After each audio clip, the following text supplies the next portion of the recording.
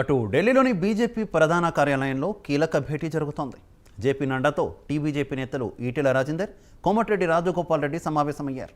ఈ సమావేశానికి కేంద్ర మంత్రి కిషన్ రెడ్డి కూడా హాజరయ్యారు.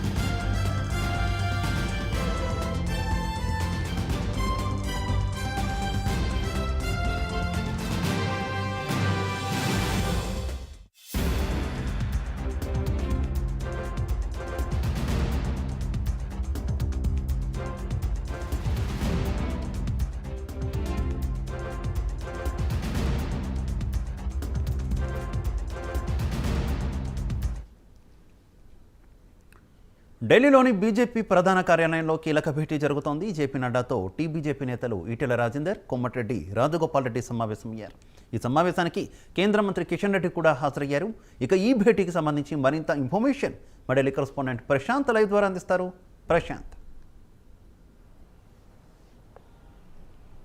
Good evening Shiva. ఇక చూసుకోవచ్చు, తెలంగాణ రాజకీయ వేడైతే ఇప్పుడు దేశ రాజధాని ఢిల్లీకి అయితే చేరుకుంది.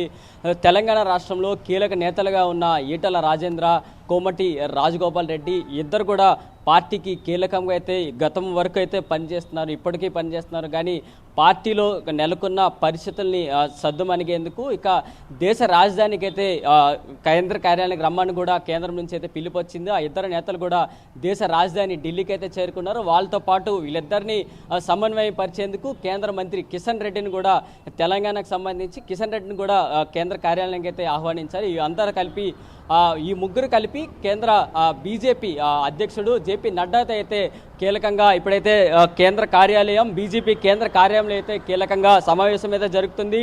రాష్ట్రంలో నెలకొన్న పరిస్థితులకి అనుగుణంగా మార్చేందుకు ఈ కీలక భేటీ అయితే జరగబోతుందని తెలుస్తుంది. మరి చూసుకోవాలి, కేంద్రంలో జరుగుతున్న కర్ణాటక ఫలితాల తర్వాత ఈ కీలక నేతలు పార్టీకి సంబంధించి అనేక మీటింగులకు, ఇతర సంబంధాలకు సంబంధించి వాళ్ళిద్దరూ దూరంగా ఉన్న నేపథ్యంలో వీళ్ళిద్దరూ పార్టీ మారుతారు అన్న వార్తలకు సంబంధించి వీళ్ళిద్దరికీ కేంద్ర కార్యాలయం అయితే, కేంద్రం అయితే వీళ్ళని ఢిల్లీ అయితే రమ్మని అయితే పిలుపు చేసింది. మరి జేపీ నడ్డాతో అయితే కీలకంగా అయితే సమావేశం అయితే జరుగుతుంది. వీళ్ళ తర్వాత పార్టీ రేపు కూడా తెలంగాణ రావాల్సిన జేపీ నడ్డా కూడా రేపు కేంద్ర కార్యాలయానికి తెలంగాణ అయితే రానున్నారు.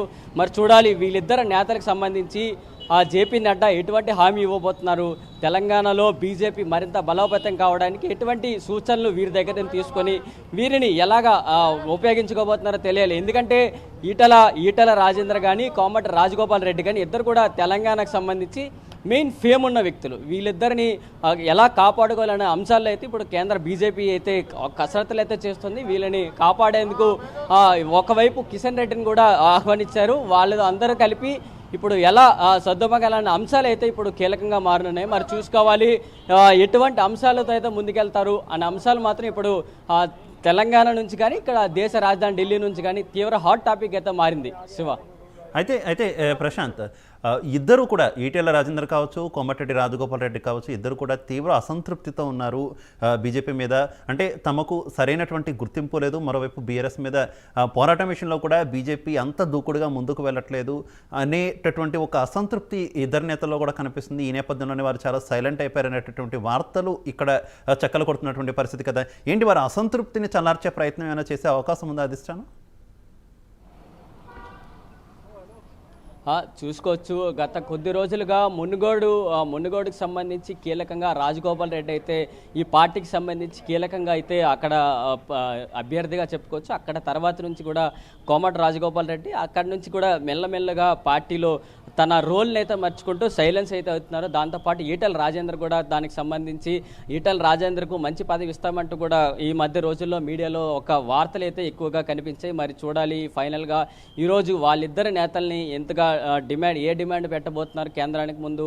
రానున్న ఎన్నికలు 2023కి సంబంధించి తెలంగాణ రాష్ట్రంలో ఈ బీజేపీ అధికారంలోకి రావడానికి ఈ ఇద్దరు నేతల్ని ఎలా వాడుకుంటారనేది చూడాలి. మరి చూడాలి, ఒకవైపు కర్ణాటక ఫలితాలు నేపథ్యంలో కాంగ్రెస్ పార్టీ ఎంత జోరుగా ముందుకెళ్తుంది, ఆ జోరుని తట్టుకునేందుకు ఇప్పుడు బీజేపీ పార్టీ ఎలా అడుగులు వేయబోతుంది అనేది మాత్రం ఎదురు చూడాల్సిన అంశాలు అయితే ఒకవైపు మనం చూసుకోవచ్చు. మరి తెలంగాణలో కాంగ్రెస్ పార్టీ కూడా చేరికలు అయితే ఎక్కువ సంఖ్యలో అయితే ఇప్పుడు జరుగుతున్నాయి.